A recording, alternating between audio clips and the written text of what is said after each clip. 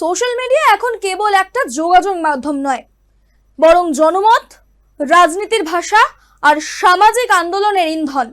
যখন কোনো সরকার এসব বন্ধ করে দেয়, সে দেশের উপর ব্যাপক প্রভাব পড়ে।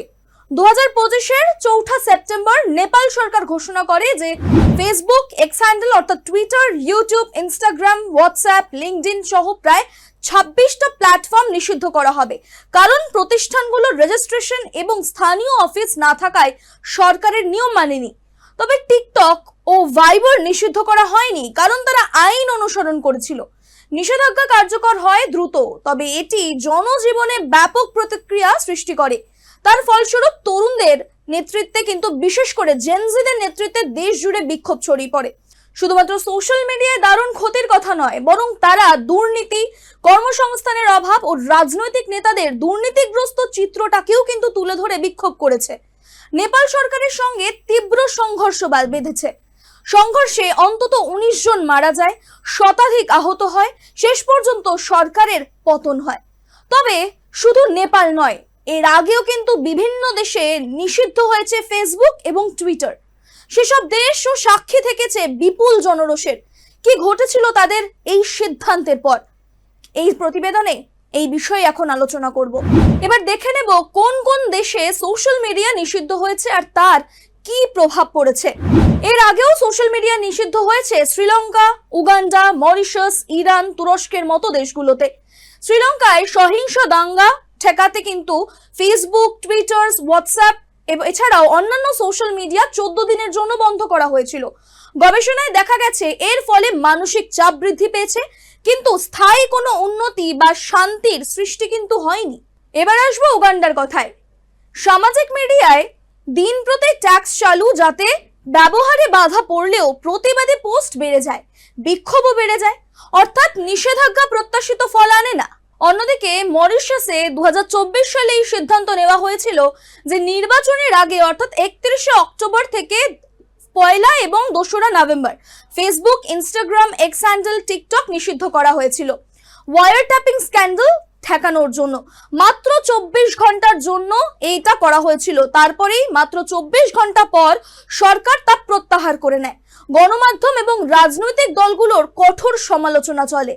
ইরানে ব্যাপক ইন্টারনেট সেন্সরশিপ, যেমন ফেসবুক, টুইটার, ইনস্টাগ্রাম, ইউটিউব সহ 70% ওয়েবসাইট কিন্তু ব্লক হয় এবং 2019-এ ইন্টারনেট সম্পূর্ণ বন্ধ করে দেওয়া পর্যন্ত ঘটেছিল। রাজনৈতিক প্রতিবাদ দমনেই এ ধরনের ধাপ নেওয়া হয়েছে। তুরস্ক সরকার বিরোধী আন্দোলনের সময় YouTube, x handle, Instagram, WhatsApp সাময়িকভাবে বন্ধ করা হয়। ভিপিএন ব্যবহারে ব্যাপক প্রবণতা দেখা গিয়েছিল তখন। এবার আপনাদের জানাবো সোশ্যাল মিডিয়া নিষিদ্ধ করলে বাজারে তার ঠিক কিভাবে প্রভাব পড়ছে। গবেষণায় দেখা গেছে গণতান্ত্রিক দেশে সোশ্যাল মিডিয়ায় সীমাবদ্ধতা হলে তা ব্যাপক অর্থনৈতিক ক্ষতির কারণ হয়, ব্যাপক বিক্ষোভ, জনরোষ তৈরি হয়। ফেসবুক নিষেধাজ্ঞায় বিজ্ঞাপনে উল্লেখযোগ্য পতন আসে, প্রায় 15 থেকে 25% এঙ্গেজমেন্ট, 10 থেকে 15% বিজ্ঞাপনের রাজস্বে প্রভাব পড়ে, বিশেষত যে সমস্ত তরুণ ব্যবহারকারীরা ক্ষতিগ্রস্ত হচ্ছে। বিশেষ করে সামাজিক এবং মানসিক স্বাস্থ্যেও প্রভাব পড়ছে, মূলত কিশোর কিশোরীরা ক্ষতিগ্রস্ত হচ্ছে বেশি। সোশ্যাল মিডিয়ার কিছু ইতিবাচক দিক যেমন রয়েছে, তেমনি সামাজিক সংযোগ, অন্যদিকে একাকিত্ব কমানো, এলজিবিটিকিউ এছাড়াও সম্প্রদায় সহ অন্যান্য সংখ্যালঘুদের জন্য নিরাপদ স্থানও এটা। সেজন্য ব্যান কার্যকর নয়, বরং ইমোশন রেগুলেশন শেখানো উচিত। সোশ্যাল মিডিয়া বন্ধ করা কোনো সমাধান নয়, বরং এটা বিপরীত প্রতিক্রিয়া কিন্তু আনতে পারে, বিশেষত গণতান্ত্রিক বা তরুণ নির্ভর যে সমস্ত সমাজ রয়েছে সেগুলোতে। তথ্য প্রবাহ রুদ্ধ হলে জনগণ বিকল্প পথ খোঁজে, যেমন ভিপিএন, এছাড়া বিকল্প অ্যাপগুলোতে। সামাজিক আস্থা ক্ষতিগ্রস্ত হয়, রাজনীতি আরো অস্থির হয়ে পড়ে, তরুণ সমাজের ভ্রান্ত মনোভাব এবং হতাশা কিন্তু আরো জোরদার হয়ে যায়। নেপাল সহ বিশ্বের বিভিন্ন দেশের উদাহরণ আমাদের একটা গুরুত্বপূর্ণ শিক্ষা দেয়। সোশ্যাল মিডিয়া নিষিদ্ধ করলেই যে সমস্যার সমাধান হয় তা কিন্তু একেবারেই নয়, বরঞ্চ নতুন নতুন সমস্যার জন্ম নেয়। তথ্য প্রবাহকে রুদ্ধ করে দিলে তা সাময়িকভাবে শৃঙ্খলা এনে দিতে পারলেও দীর্ঘমেয়াদে নাগরিকদের মনে তৈরি করে অসন্তোষ, অনাস্থা এবং বিদ্রোহের উপাদান। তরুণ প্রজন্ম, বিশেষ করে এই জেনজি, যারা এই যুগের সবচেয়ে সচেতন ও প্রযুক্তি নির্ভর নাগরিক, তারা কিন্তু চুপ করে থাকেন না, তারা প্রতিবাদ জানায়, নিজেদের অধিকার দাবি করে। একবিংশ শতাব্দীতে নিয়ন্ত্রণ নয়, বরঞ্চ যোগাযোগ ও সহনশীল হতে হবে নেতৃত্বের মূল মন্ত্র। সামাজিক যোগাযোগ মাধ্যম আজ কেবল যে বিনোদনের মাধ্যম বা মত প্রকাশের একটা প্ল্যাটফর্ম মাত্র সেটা কিন্তু নয়, এটা অর্থনীতির চালিকা শক্তি, শিক্ষার বাহন, নাগরিক অধিকারের এক প্রকার, ডিজিটাল মুক্তাঞ্চল।